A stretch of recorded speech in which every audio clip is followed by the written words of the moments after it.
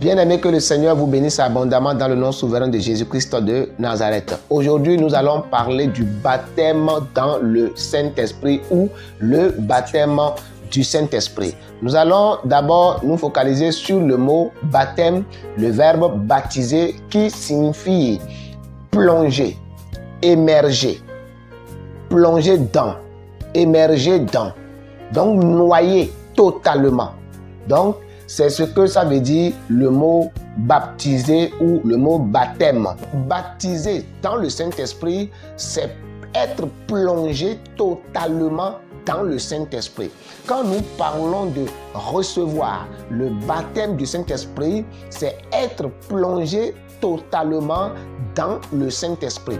Être noyé totalement dans le Saint-Esprit. Se laisser plonger totalement dans le Saint-Esprit. Alors quand le Seigneur disait aux disciples, vous recevrez une puissance, le Saint-Esprit surviendra sur vous et vous serez mes témoins, c'est que quand le Saint-Esprit va venir sur eux, ils seront tous noyés, ils seront tous plongés. Dans Jean chapitre 7, le verset 39, Jésus dit que ceux qui ont soif viennent aux eaux, ceux qui ont besoin. Vous savez, Dieu, moi j'ai l'habitude de dire, Dieu c'est un démocrate. Dieu ne force personne. Dieu ne force personne pour faire quoi que ce soit. Dieu a donné tout et il a laissé la liberté à chaque personne de choisir. Voilà pourquoi, étant omnipotent, il dit, venez aux eaux, vous qui avez soif. Pourquoi le chrétien doit se laisser baptisé par le Saint-Esprit? Pourquoi le chrétien doit désirer ardemment le Saint-Esprit? Pourquoi il doit désirer avoir le baptême du Saint-Esprit? Dans cette étude, nous allons évoquer quelques raisons qui nous obligent à être baptisés dans le Saint-Esprit. Le chrétien, c'est une obligation pour le chrétien d'avoir le Saint-Esprit. Dans Éphésiens chapitre 4, le verset 30, j'ai cité ça dans les autres études, les autres épisodes passés que l'apôtre Paul dit, n'attristez pas le Saint-Esprit qui est en vous, par lequel vous êtes scellés pour le jour de la rédemption. Voilà une raison pour laquelle nous devons se laisser être baptisés par le Saint-Esprit, car sans l'Esprit de Dieu en nous, il n'y a pas de rédemption pour nous. Sans le Saint-Esprit en nous, la Bible dit que nous sommes scellés par l'Esprit pour le jour de la rédemption, le jour de la résurrection. Dans Romains 8, verset 11, la Bible dit, si l'Esprit qui a ressuscité Christ d'entre les morts habite en vous, cet Esprit donnera vie à vos corps. Alors le chrétien qui n'a pas l'Esprit de Dieu est comme une terre sèche, comme Ésaïe l'a dit, comme Zacharie l'a dit. Les terres altérées, les terres sèches. Et Dieu dit, la terre sèche, moi je répandrai de l'eau sur cette terre sèche et elle deviendra une terre humide. Et j'ai dit que le chrétien qui n'a pas l'Esprit de Dieu est comme une terre sèche. C'est un chrétien vide. Il croit en Christ, mais il lui manque beaucoup de choses. Parce que sans l'Esprit de Dieu, Dieu n'est pas formé en cette personne. Sans l'Esprit de Dieu, Dieu n'est pas complet dans ce chrétien. Voilà une raison qui nous oblige à avoir le Saint-Esprit forcé obligatoirement. Autre raison qui nous amène à avoir le Saint-Esprit, la Bible nous dit que si quelqu'un n'a pas l'Esprit de Christ, il ne lui appartient pas. Nous allons le voir dans le livre de Romains chapitre 8, le verset 9. La Bible dit ceci, pour vous, vous ne vivez pas selon la chair, mais selon l'Esprit. Si du moins l'Esprit de Dieu habite en vous. Si quelqu'un n'a pas l'Esprit de Christ, il ne lui appartient pas. Autre raison, quand vous n'avez pas l'Esprit, le Saint-Esprit, vous n'avez pas le Saint-Esprit de Dieu en vous, vous allez à l'église, vous adorez le Seigneur, oui, vous faites tout. Mais la Bible dit clairement ici que vous n'appartenez pas à Christ. Parce que si vous appartenez à Christ, vous devez avoir ce signe. C'est un sceau, c'est une marque pour quiconque a cru en Christ en vérité. C'est un sceau, c'est un signe que chaque chrétien doit porter. C'est une obligation pour nous d'être baptisés dans le Saint-Esprit. Ce n'est pas une question de je veux ou pas. La Bible dit ici que pour vous, vous ne vivez pas selon la chair. Et je vous avais dit que quand l'Esprit de Dieu est en nous, l'Esprit de Dieu nous aide à fuir le péché. L'Esprit de Dieu nous donne la force de lutter contre le péché. L'Esprit de Dieu nous donne la force sur plusieurs tentations du diable et il nous amène à faire la volonté de Dieu. Et l'apôtre Paul va dire ici, vous ne vivez pas selon la chair. Si du moins l'Esprit de Dieu habite en vous, si du moins vous avez reçu le baptême du Saint-Esprit, alors vous ne vivez plus selon la chair, parce que le Saint-Esprit deviendra une alarme, une police dans votre vie et il vous enseigne ce qu'il faut faire, il vous corrige quand il faut vous corriger, il vous guide, il vous conseille, pourvu que vous soyez docile à sa voix. Parce qu'on peut résister aussi à l'esprit et l'attrister. L'apôtre Paul l'a dit dans Éphésiens chapitre 4, verset 30. N'attristez pas. On peut l'attrister quand on refuse ce qu'il nous dicte de faire. La volonté de Dieu qui nous dicte de faire, quand on refuse, on peut l'attrister. Mais si on est des enfants obéissants, quand l'Esprit de Dieu est en nous, on marche de victoire en victoire. Et je l'ai dit, quand l'Esprit de Dieu est là, on ne craint plus rien. Car nous avons l'Esprit. La Bible dit que l'Esprit atteste que nous sommes les enfants de Dieu. C'est par le Saint-Esprit qu'on est confiant qu'on est sauvé quand étant sur la terre. C'est par le témoignage de l'Esprit Saint en nous que nous pouvons dire que nous sommes sauvés. Si l'Esprit de Dieu n'est pas en toi, quand on va te poser la question, es-tu sauvé ou pas, plusieurs croyants ne peuvent pas répondre à cette question. Ils vont dire, qui c'est? Mais c'est le dernier jour, ce n'est pas le dernier jour. Si l'Esprit de Dieu est en toi, tu sauras si tu es sauvé ou pas. Tu sauras si tu es un enfant de Dieu ou pas. Quand l'Esprit de Dieu est en toi, l'Esprit de Dieu rend témoignage de toi que tu es un enfant de Dieu. Si quelqu'un n'a pas l'Esprit de Dieu, cette personne n'appartient pas à Christ. La Bible ne dit pas ici que si quelqu'un ne va pas à l'église, il n'appartient pas à Christ. L'apôtre Paul n'a pas dit si quelqu'un ne donne pas ses dîmes, si quelqu'un ne prie pas, si quelqu'un ne va pas à l'église, non, il dit si quelqu'un n'est pas baptisé dans le Saint-Esprit, si quelqu'un n'a pas reçu l'Esprit de Dieu, si quelqu'un n'a pas l'Esprit de Dieu en lui, cette personne n'appartient pas à Christ. Bien-aimé, il est très important, c'est sérieux. Cherche le Saint-Esprit avec les yeux rouges. Et le Seigneur va te le donner. La Bible dit, vous méchants que vous êtes, vous savez donner des bonnes choses à vos enfants.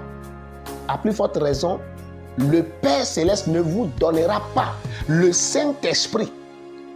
Alors demandez et il vous sera donné.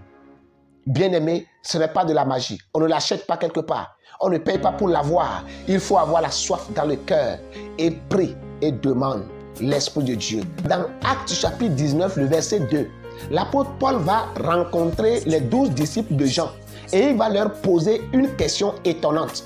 Avez-vous reçu le Saint-Esprit? C'est-à-dire, êtes-vous baptisé dans le Saint-Esprit? Avez-vous l'Esprit de Dieu en vous? Et la Bible dit que ces disciples répondirent, nous n'avons même pas entendu dire qu'il y ait un Saint-Esprit. Il dit, de quel baptême avez-vous donc été baptisé?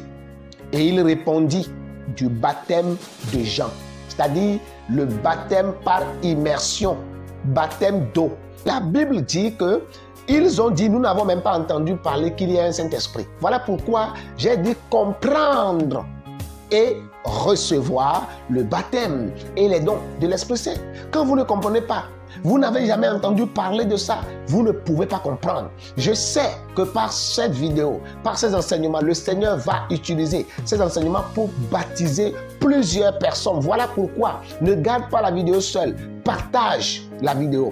La Bible dit que sur ces paroles, ils furent baptisés.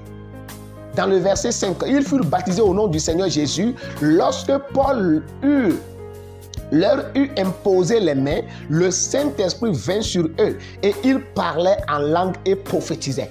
L'apôtre Paul les a, Marie, Praké, Chandaros, il les a baptisés du Saint-Esprit. La Bible dit qu'il les a imposé les mains, il dit recevez le Saint-Esprit. Parce que c'est capital, c'est fondamental, c'est essentiel dans la vie de chrétien. Il doit y avoir le Saint-Esprit. L'apôtre Paul veillait sur ça. Il veillait sur ça. Il a croisé les disciples qui ont été baptisés. Il prêchait la bonne nouvelle partout, mais il les a demandé, est-ce que vous avez l'Esprit de Dieu? Pourquoi? Parce que dans le livre de 2 Corinthiens chapitre 3, le verset 6, la Bible dit que la lettre tue, mais l'Esprit donne vie. Voilà pourquoi plusieurs personnes ont fait la théologie. Ils ont étudié la Bible, ils ont la Bible dans leur tête. Mais quand l'Esprit de Dieu n'est pas en eux, il devient un scandale pour l'Église. Ces personnes deviennent des antichrists. Ayant la Bible, ils ont tout en eux. Ils ont la parole en eux. Ils ont la connaissance, mais ils n'ont pas l'Esprit. Et dans le livre de 2 Corinthiens, la Bible dit ceci. Il nous a rendus capables d'être ministres d'une nouvelle alliance, non de la lettre, mais de l'Esprit. Car la lettre tue, mais l'Esprit vivifie. Avoir toute la connaissance de la Bible sans le Saint-Esprit, c'est zéro. Voilà pourquoi il y a des débats inutiles où vous voyez la vérité claire. D'un côté comme ça, la personne saute, il saute en l'air, dit c'est faux, ça n'existe pas et ça ne peut jamais exister. Pourquoi? Parce qu'il y a la troisième personne de Dieu qui n'est pas en lui. Le Saint-Esprit n'est pas en cette personne. Vous devez chercher de tout votre cœur le Saint-Esprit, de toute votre force le Saint-Esprit, et demandez-le à celui qui est capable de le donner, Dieu dans le ciel, au nom de Jésus-Christ de Nazareth. Et il vous accordera cela. Nous allons terminer avec une bonne autre raison pour laquelle nous devons chercher le Saint-Esprit et être baptisé dans le Saint-Esprit. Dans le livre de 1er Jean, chapitre 2, le verset 27, l'apôtre Jean va dire ceci. Pour vous, l'onction que vous avez reçue de lui demeure en vous. Et vous n'avez pas besoin qu'on vous enseigne. Mais comme son onction vous enseigne toutes choses, et qu'elle est véritable, et qu'elle n'est point un mensonge, demeurez en lui selon les enseignements qu'elle vous a donnés. Le Saint-Esprit enseigne. L'apôtre Jean dit ici, l'Esprit de Dieu que vous avez reçu du Père et qui habite en vous. Cet Esprit vous enseigne des choses véritables. Écoutez ces choses, marchez selon ce que le Saint-Esprit vous enseigne. Et il dit, vous n'avez même plus besoin qu'on vous enseigne. Vous n'avez même pas besoin qu'on vous enseigne parce que l'Esprit qui habite en vous vous enseigne. Demeurez dans l'enseignement que le Saint-Esprit vous donne et alors vous êtes réellement les enfants de Dieu. Voyez les avantages, bien-aimés. Les avantages qui nous poussent à avoir le Saint-Esprit.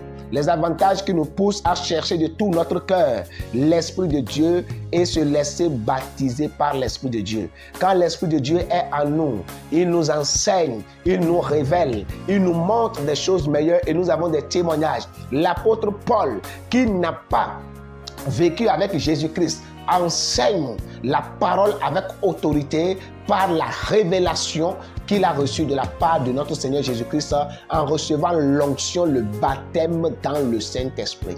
Bien-aimés, ces raisons sont énormes. Il y en a encore plein de raisons pour lesquelles nous devons chercher de tout notre cœur le baptême du Saint-Esprit et jusqu'à être baptisé dans le Saint-Esprit. Je prie pour toi que Dieu suscite une soif dans ton cœur pour que tu puisses chercher de tout ton cœur à être baptisé dans le Saint-Esprit et que l'Éternel Dieu d'Abraham, que ce merveilleux Dieu qui a fait la terre et les cieux t'écoute quand tu demandes le Saint-Esprit et qu'il t'envoie son onction et que tu sois baptisé dans le Saint-Esprit au nom de Jésus-Christ de Nazareth. Que Dieu vous bénisse abondamment dans le nom souverain de Jésus-Christ. Amen. Rendez-vous dans le prochain épisode où nous allons parler de la relation du croyant et le Saint-Esprit. Après avoir reçu le Saint-Esprit, comment devons-nous marcher? Quel est son rôle dans notre vie quand nous l'avons? J'ai déjà touché quelques points, mais ce sont des raisons qui nous poussent forcément. Mais nous allons parler de ce qu'il fait réellement encore plus en nous dans le prochain épisode. Alors ne ratez pas l'épisode. Que le Seigneur vous bénisse abondamment dans le nom de Jésus-Christ. Amen.